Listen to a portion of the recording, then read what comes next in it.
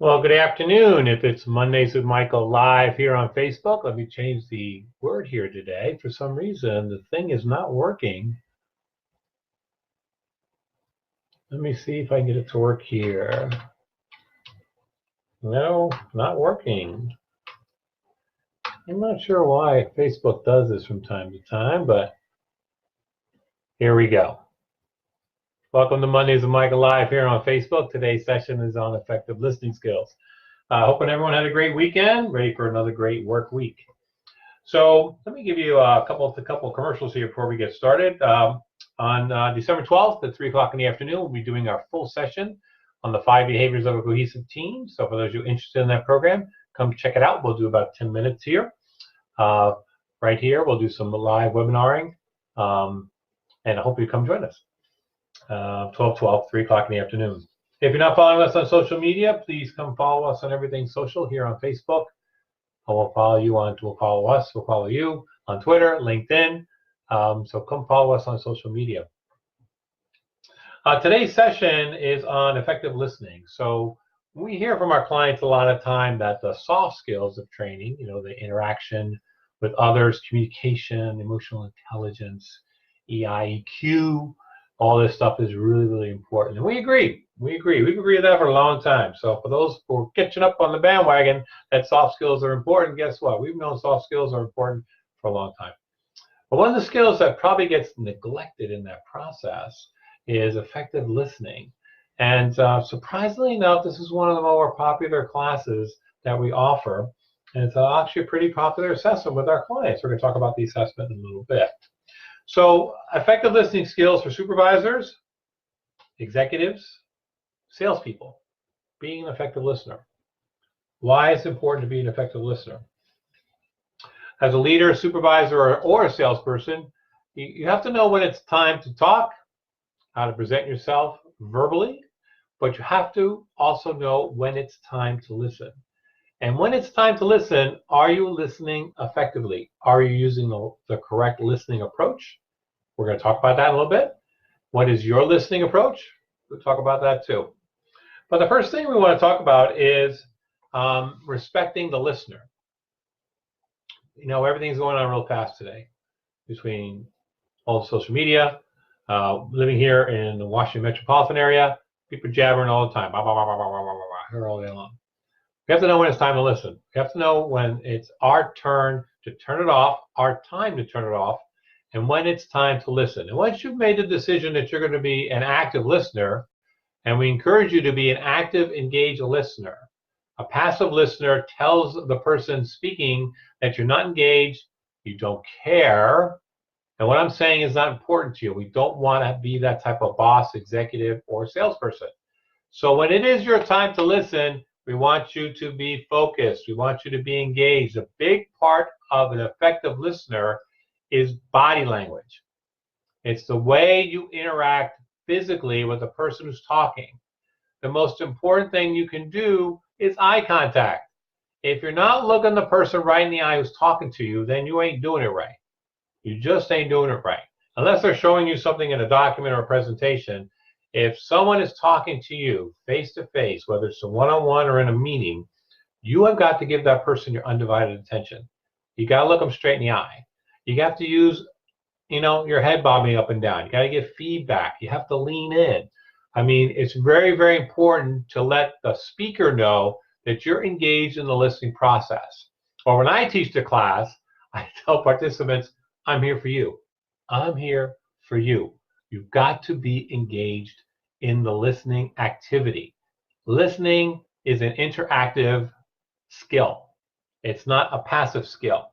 If you want to be respected as a boss, you can't walk around the office and ask how everybody's doing, kind of look over, and when Mary, Joe, and Sue are talking to you, you just kind of blow them off and go back to your desk. Focus. Focus. Be engaged in the listening conversation. Then is understanding what listening approach is best to use based on the conversation. What the heck is that, Michael? Well, we do this little thing called the personal listening profile. Some of you have seen this before, been on our website. I will put a link to a sample report wherever you're seeing this. I'll put a link to a sample report. If you'd like to take the profile free from us, we're happy to do that. Send you a link, take a look at it. I'd be happy to go over it with you. to measure your results. So what type of listener are you?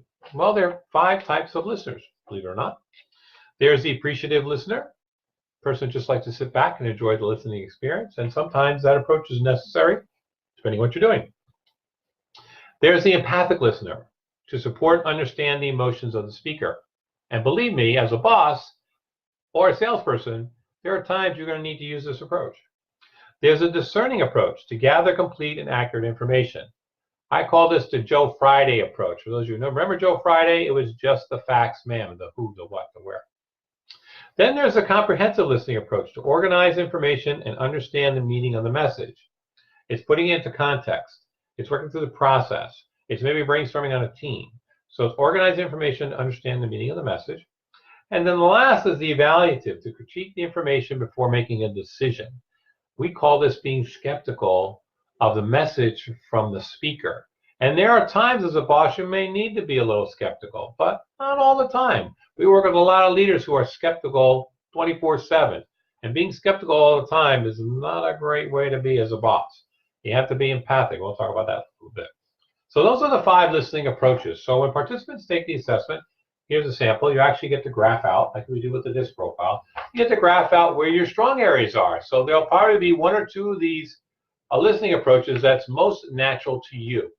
There are some similarities, is that a word? So there are some similarities to the DISC profile, but it doesn't really line up DIS and C and these 5. So there are some, over blends and differences between the 2 assessments, but you'll see some similarities. With folks that are high S tend to be empathic, that's the way they are, and those that are high D tend to be evaluative, and that's maybe not that's probably how it fits, but not all the time. So it's a good tool to use.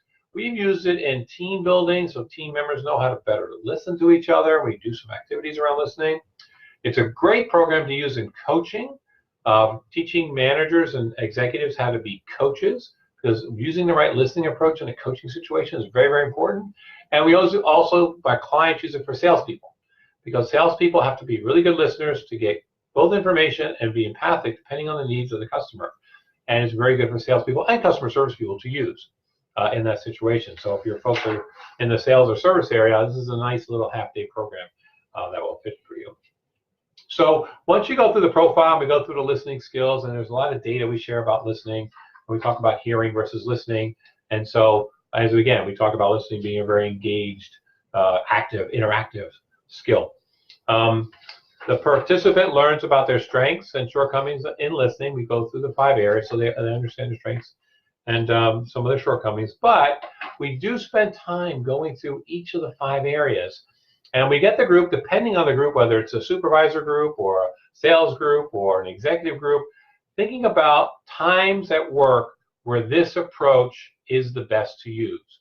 And this is really an interesting discussion, because we break folks down into small groups and we have them pick one of the 5 areas and say, okay, when is the best time in your workplace based on your job to use each of these 5?